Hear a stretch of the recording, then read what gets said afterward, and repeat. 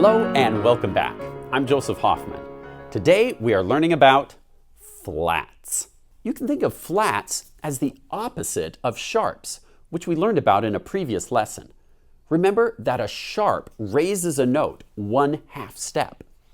A flat, on the other hand, lowers a note by 1/2 step.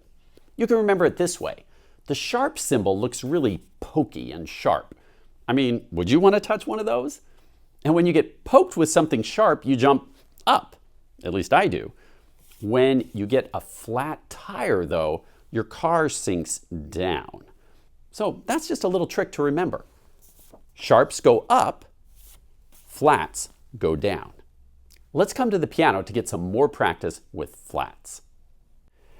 As I said, a flat can lower any note by 1/2 step. For example, let's take this A here. Here's an A, and here is a flat. We just moved that down 1/2 step. Or if I have an E here, can you show me where E flat would be? It'd be right here. If I have an F, where would F flat be? Since there's no black key immediately to the left, F flat actually moves right here to E. So F flat equals E. Now you try a few. Here's a D. Can you point to D flat? If you're pointing here, you're correct. Here is a G. Can you point to a G flat? If you're pointing here, you're correct. And here's a C. Can you point to a C flat?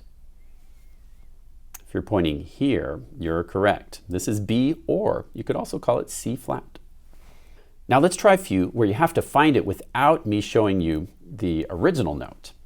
Can you point to an E flat? If you're pointing here, you're correct. Now, can you point to a D flat? If you're pointing here, you're correct. Now, can you point to an A flat? If you're pointing here, you're correct. Can you point to a B flat? If you're pointing here, you're correct. Here's a B. We go down 1/2 step to B flat. Now, you might have noticed by now that, hey, wait a minute. Some of these notes, like B flat, have another possible name. When we were learning about sharps, we were saying that that same black key was called A sharp. And you're absolutely right. Any black key actually has two possible names. If we started on an A and moved up 1/2 step, we'd call that note A sharp. But if we started on a B and moved down 1/2 step, we could call it B flat. Two names for the same note. And that's called an enharmonic name. It means that's two different names for the same key. Let's try finding some other enharmonics. I'll give you a sharp name and you try and tell me the flat name. Here's a C sharp. Can you tell me its flat name? If you said D flat, you're correct. C sharp equals D flat. They're enharmonic. Here's an F sharp. Can you tell me its flat name? If you said G flat, you're correct.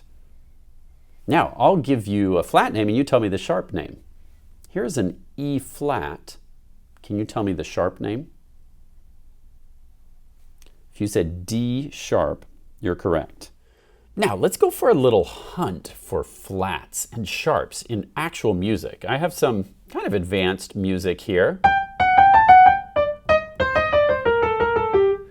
Can you point to any flats that you see? If you're pointing here, here, here, here, or here, you're correct. Those are the flats. Now, where do you see any sharps? Can you find them? If you're pointing here or down here, you found the sharps. Good. Now, let's notice a few things. You've got this flat over here, which is part of the key signature.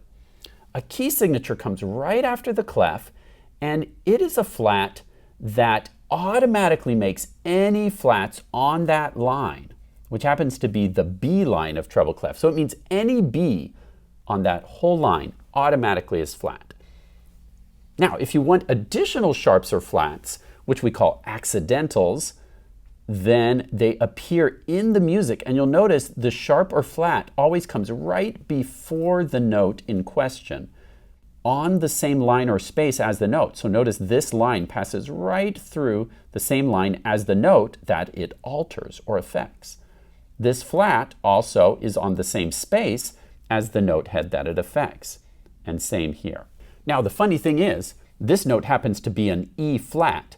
We draw the flat in front of the note, but when we write the note, we say E, and then we put the flat sign.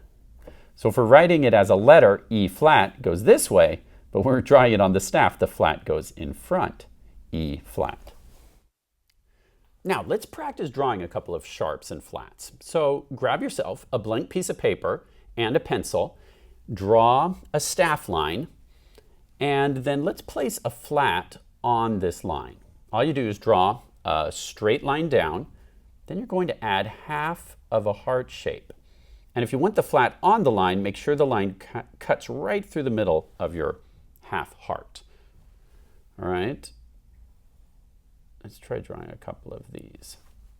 There you've got a flat. Now for a sharp, you're going to draw 2 lines straight down and then kind of like a tic-tac-toe. And again, make the line cut right through the middle of your sharp if you want the sharp on the line.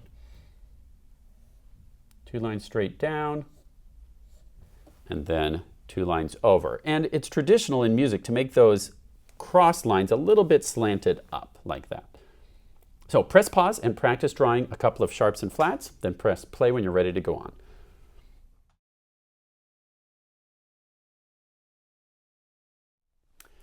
You are now a certified expert on flats. For even more practice with flats, you can use the printable materials for this unit available on our website. Thanks for watching, and try not to get poked with something sharp or get a flat tire. And see you next time.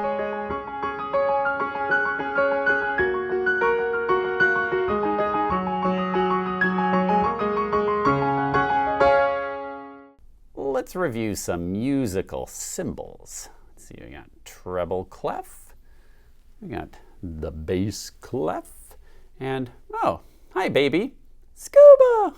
Aw, you learned how to say my name. Hey, would you like to learn some music words too? Great, okay, this is a sharp. Sharp, good, good. And this one is a flat. Shark! No, that last one was a sharp. This one is a flat. Say flat. Shark! No, flat. Shark! Huh? Ah, shark! Why did you say so? Run! Flat.